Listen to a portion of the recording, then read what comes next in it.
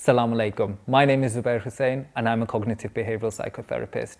Today, we're going to be talking about depression. Depression is extremely common. We may feel down from time to time in our life.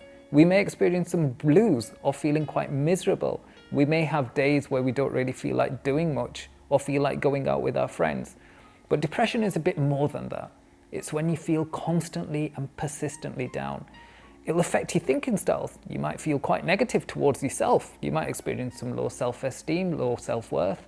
You might start thinking negatively about others. People don't like me, people are not fond of me. And unfortunately, you might even start thinking negatively about the future. There's no hope, there's nothing to look forward to. Depression can affect us in many ways, not just our thoughts or thinking styles, but even how we physically feel.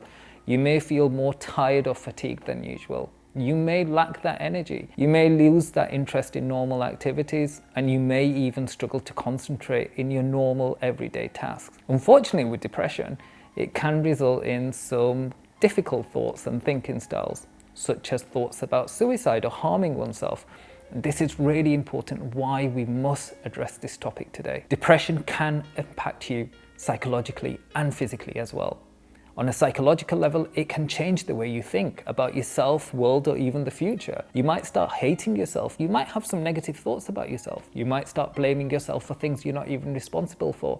You might start feeling excessively guilty over events. You also may develop negative thinking styles about others. You might fear the way they judge you or think about you. You may think there's nothing to look forward to. You may lose that sense of hope. You may feel extremely burdened and under a lot of pressure. Depression affects your sleep. You might find yourself sleeping excessively or not sleeping at all. It may affect the way you eat as well. Unfortunately, a side effect of depression can be you might start eating excessively, which can result in weight gain, and that will create a vicious cycle in itself. Due to the weight gain, you may even feel more depressed and lose even more energy. So it's really important to think about the physical and psychological impact of depression. Depression is not just a mental process in itself. Unfortunately, depression is incredibly misunderstood. People might think you're being a bit lazy. You need to pull yourself together, get some energy in you. What we do know, it's not as easy as that. Depression can be much more difficult and much more harder to treat. This is why it's really important to think about who's most affected by depression as well and who's more vulnerable to depression. What we do know is more and more younger people are presenting with depression. And there's no surprise why. If you think about it, there's more pressure on young people, the way they need to act, the way they need to behave, present themselves, and the standards they need to achieve. We're living in a perfectionist society. We all need to be dressing in a certain way, looking in a certain way, achieving excellent grades, being married in a certain time.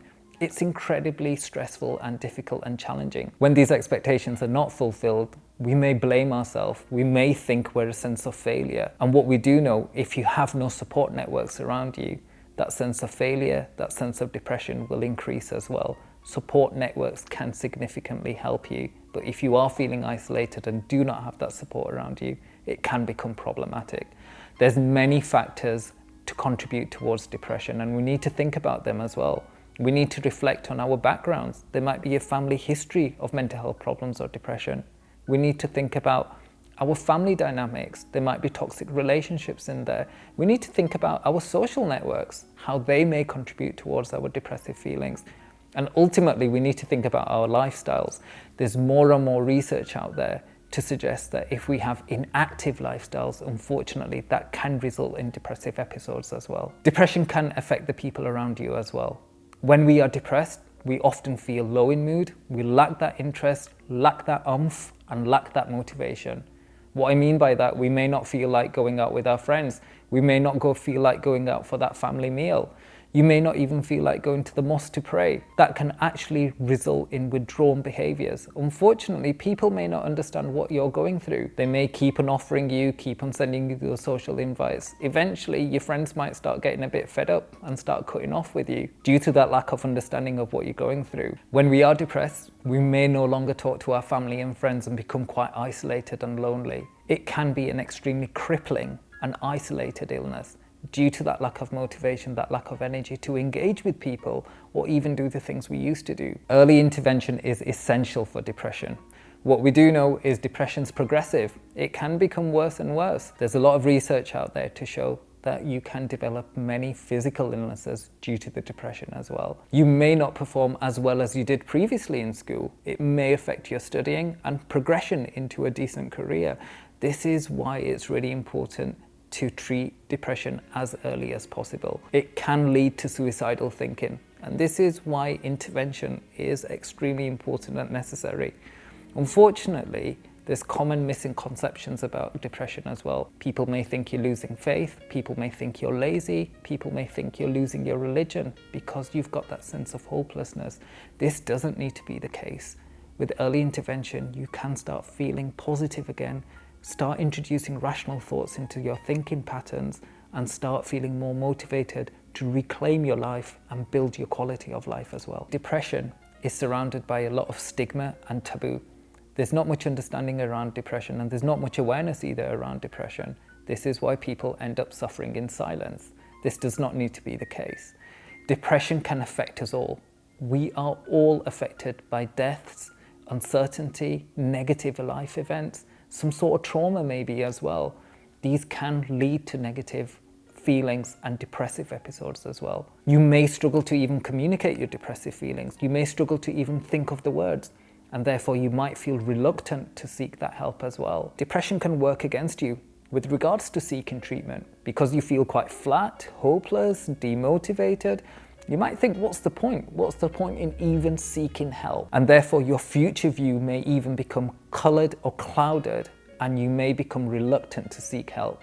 The reality is this does not need to be the case. This does not mean you will be on antidepressants for the rest of your life. This does not even mean you have to be sectioned. This simply means you need to just engage in some sort of talking therapy to help you get through this difficult episode in your life. It may just involve a few sessions or a couple of sessions. Your GP, or even just simply talking to your GP, may even help as well. The important factor here is that we need to talk to get the help. If we do not talk, we will not be able to get the help. Even if you're not aware, your family or friends would have noticed some changes in you, whether that's you becoming a bit withdrawn, a bit isolated, or not engaging socially. This is why we need to talk to our friends and family and explain to them, to help them understand what we are going through. Surprisingly, they will be able to help you, encourage you, give you that support that you may not be able to find in yourself. By talking to your siblings, family, parents, they can provide that extra support you need rather than isolating yourself. Therefore, we should be confident to openly talk about depression.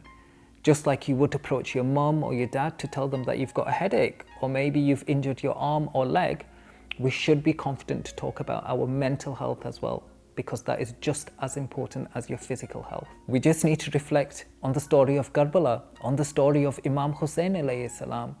When listening to these stories and attending majalis in Muharram, we often feel depressed.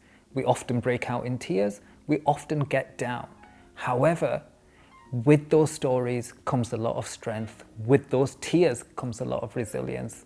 It's using these crises, adversities, and difficult opportunities in our life to develop, build that strength, build that resilience, and recognize that we do not need to be stuck in that dark hole of depression for the rest of our life, but we can develop a greater good from those struggles and adversities.